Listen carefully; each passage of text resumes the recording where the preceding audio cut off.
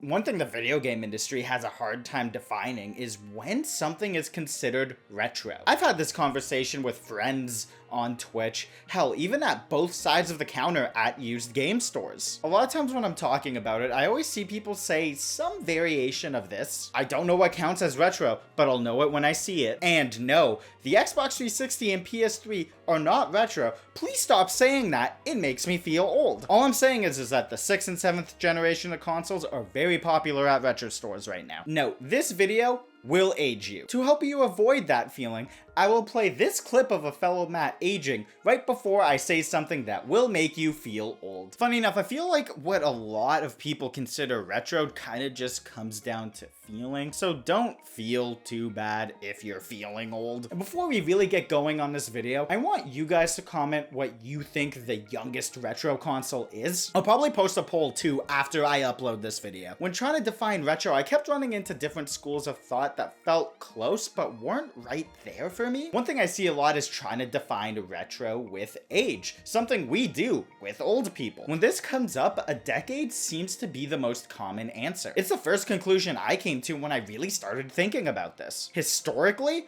I think it works. Looking at Nintendo consoles, this fits for a good chunk of them. The NES being considered retro during the N64's life feels right. They're over a decade apart. The N64 was released in '96 and the NES was released in '85. The N64 was the oldest console I grew up with, and the NES felt way older than the Super Nintendo. Even then, I remember thinking the SNES was more retro than the N64 growing up, because I was 4 when the GameCube came out, 11 years after the Super Nintendo. Jumping forward a decade from the N64's release, and using that as a way to define retro, still works. In 2006, when the Wii was flying off the shelves, the N64 did feel retro. The Virtual Console was all retro games, and the N64 was the latest Nintendo system on it. But this is the last gen where I feel like using a decade works. And it's best illustrated through the last 3 PlayStation consoles. See, console life cycles are getting longer and longer. From '94 to 2006, we got 3 PlayStation consoles. PS1 in '94, PS2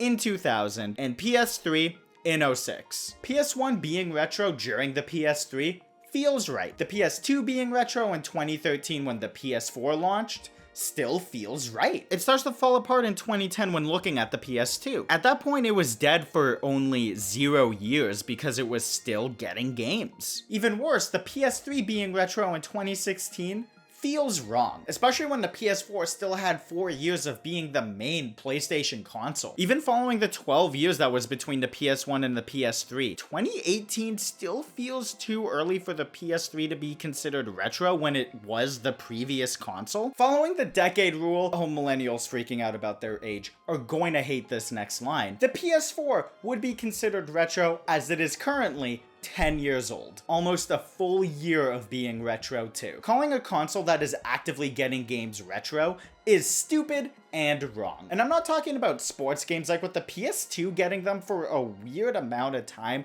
or the Wii getting Just Dance games longer than the Wii U did. Oh, sweet prince, you deserved so much better. I'm talking about actual cross-gen releases. Or if a game doesn't have a next-gen upgrade, this gen upgrade? A lot of times I think they just release as PS4 games because the PS5 is backwards compatible. Defining retro by how old it is doesn't work with consoles. It could work a lot better for games, but if we are defining what retro is, it needs to be a uniform answer between both. I can't call Rise, Son of Rome, retro, when I wouldn't call the Xbox One retro. So what's another way to define retro? We can go by eras in the industry. As soon as we leave one era with a few years of buffer room, everything in the previous era is now considered retro. The fact that we have to include buffer room shows how weak this argument is, and we never really know when we're in a new era. When it happens, kind of takes a bit for it to really settle in. How I see it, there are 4 eras in the industry,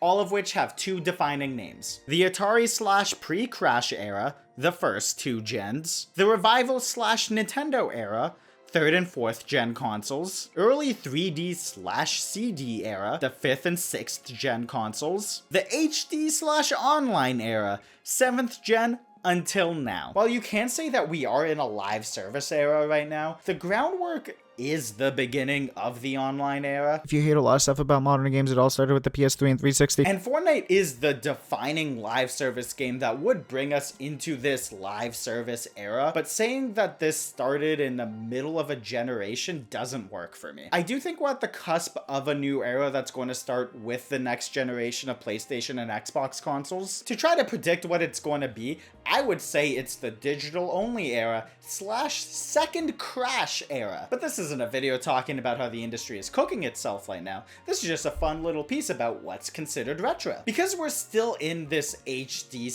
/ online era, I feel like that's why a lot of people have a hard time accepting that the PS3 and 360 are retro. Guys, look at me. Halo Reach is a retro title. Halo Reach came out 14 years ago. And 14 years before that was their last marathon game. Funny enough, I feel like a lot of people who don't like calling those consoles retro consider the Wii retro, but I'll circle back to that in a bit. Ignoring this era because it is lasting longer than most, I feel like the blurred lines between them really kill this school of thought. You can't call the original Xbox retro during the 360's life, and you can't call the Super Nintendo retro during the N64's life. There is one outside factor that I haven't brought up yet that greatly affects how we define retro as a whole. It's something that started during the HD era and relates to the online part of it. In fact, it has something to do with the very website you're watching this on. YouTube has greatly changed how the public interacts with games in ways that will take too long to explain in this video. As someone who's been on this site since I was in grade 6,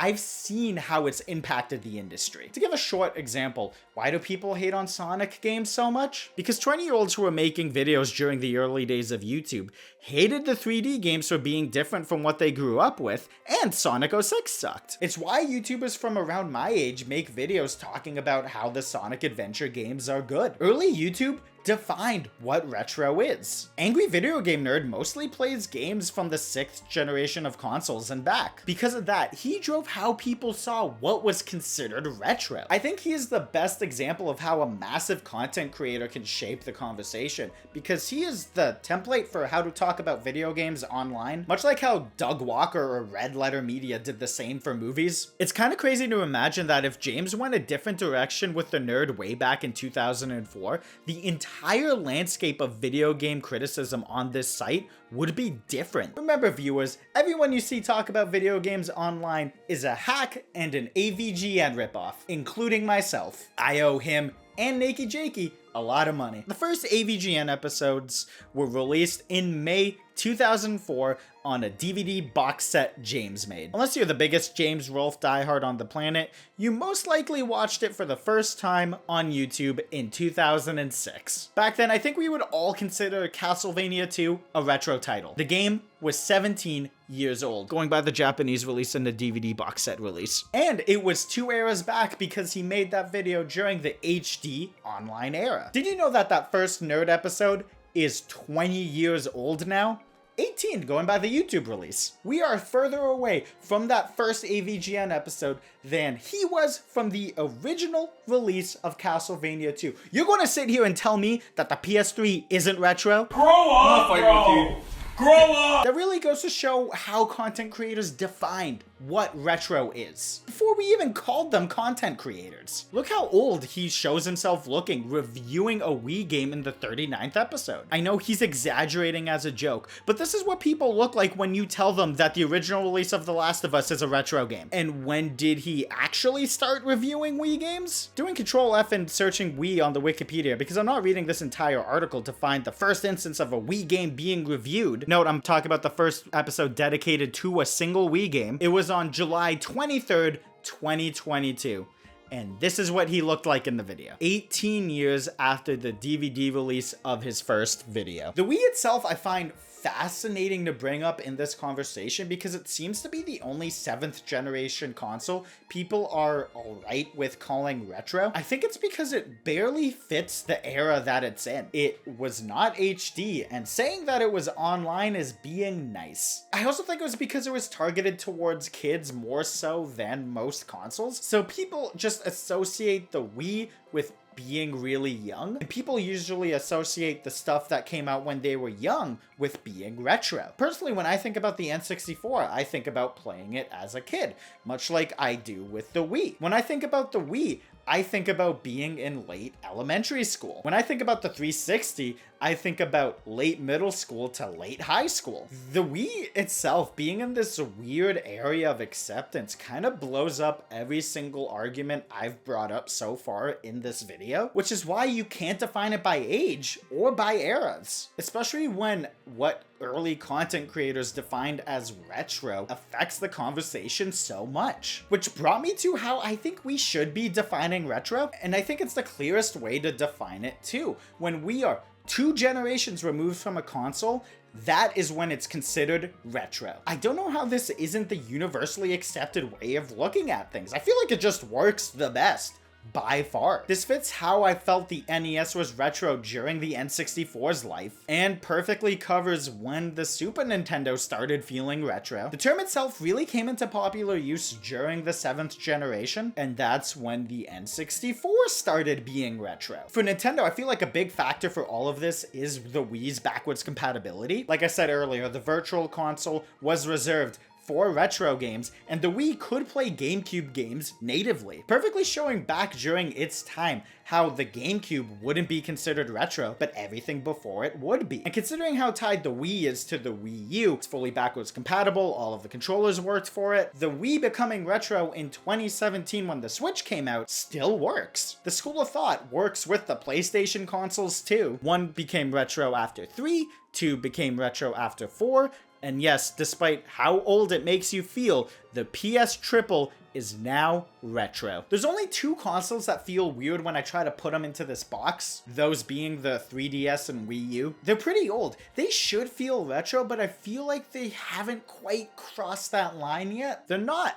that much older than the PS4 and the Xbox One, and we're like 4 or so years out of those consoles being retro. So why does it feel weird calling them retro? Am I too refusing to call them retro out of fear of sounding old? After reflecting on my age for about 5 hours, I figured out why it feels weird. It's because we are in a transitionary period between the Switch and Nintendo's next system. It's likely that within a year, we will be playing whatever Nintendo ends up calling that thing. The Nintendo Super Switch or the Super Nintendo Switch. I don't care, just put Super in its name, please. The 3DS and Wii U are both dead. Their onlines are gone. Their stores have been shut down.